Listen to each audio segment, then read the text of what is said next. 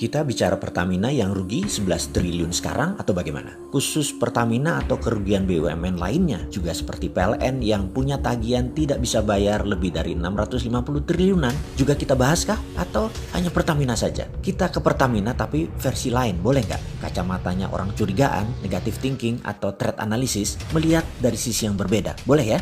Pertama, saya selalu curiga kalau ada sesuatu yang viral. Karena memang budget memviralkan disiapkan oleh pemerintah saat ini dengan dana yang besar. Jadi ketika ada yang viral, pasti otak saya bertanya, kenapa diviralkan? Terlepas yang memviralkan pro pemerintahan atau para oposisi, tetapi ada yang memviralkan atas sesuatu, saya curiga aja. Tema viralnya sederhana kali ini. Pertamina rugi 11 triliun yang katanya ada orang terbaik manajemennya yang seharusnya bisa lebih baik. Lalu ketika rugi begini, saya tidak langsung point finger, ini gara-gara Ahok, ini gara-gara Nike. Saya malah mikir jangan-jangan yang main di atas mereka. Kalau ternyata yang main di atas mereka, itu merupakan tantangan untuk kita bongkar. Namanya juga magic reveal. Kita membuka tabir monster ekonomi. Sesekali sok-sokan pamer sesuatu yang si Sontoloyo ini tahu. Bolehlah. Walon deso. Kan kita sering bilang Sontoloyo ini wong bodoh ngaku pinter. Jadi ya kali ini ngaku pinter lagi deh. Setuju ya? Ini datanya. Data keuntungan Pertamina Hulu tahun 2019. Data dari Pepsi, Pertamina EP Cepu, 852 juta dolar.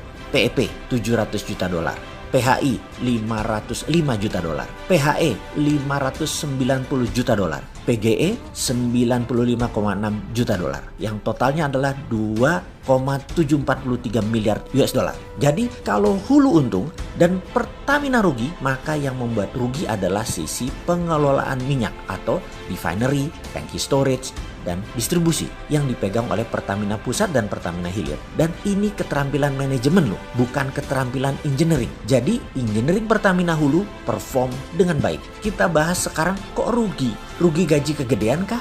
Rugi kelola minyaknya kah? Distribusinya juga masalah? Atau karena satu harga seluruh wilayah Indonesia? Di sini kita sebagai manusia yang tidak punya posisi, tidak punya jabatan, hanya modal cinta pada NKRI mendadak ingin bertanya, kenapa disuarakan Pertamina rugi? Jadi sekarang disuarakan seakan-akan Pertamina rugi besar. Jangan-jangan supaya hanya alasan agar seseorang atau pejabat yang berkuasa bisa mendapatkan legitimasi untuk bisa menjual perusahaan energi ini. Pastinya kalau dijual rugi, ya dijual dengan harga murah. Bukan begitu para oligarki? Setuju ya kalian ya? Sebentar lagi jangan-jangan ada yang mengusulkan penjualan aset ini. Di sisi propaganda sengaja dibuat viral biar rakyat ikhlas Pertamina dijual sebagian tentunya. Dan saya ucapkan terima kasih kepada hater pemerintah yang andalah paling berjasa membuat berita viral ini dijalankan karena dipasangkan dengan nama Ahok. Kalian itu memang kalau ada berita pengennya nge-share aja dan berbasis ketidaksukaan paling gampang dimainkan. Itulah makanya kata Ustadz, ingat, jaga hati,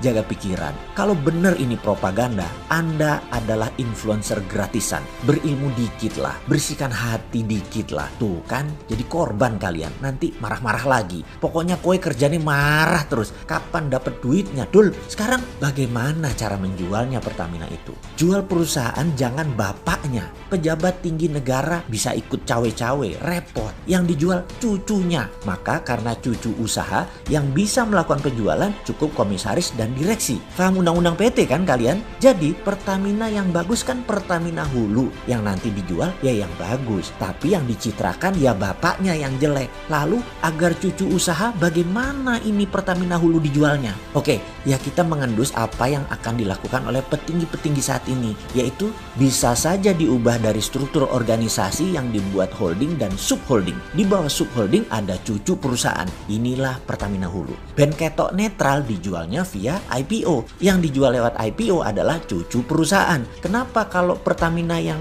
IPO? Susah, karena harus merubah undang-undang. Kalau cucu perusahaan dijual cukup persetujuan RUPS, direksi dan komisaris. Jadi jangan-jangan sebentar lagi ada holding Pertamina yang namanya Pertamina Investment. Organisasinya kecil, tapi membuat Pertamina jadi anak usaha. Dan siapa yang punya keterampilan seperti ini? Ada di sekitar pejabat publik kah? Kalian gak bagi-bagi sih, jadi aja si Sontoloyo ini bunyi. Walau cuman asumsi, dan mudah-mudahan asumsinya salah lagi seperti biasa.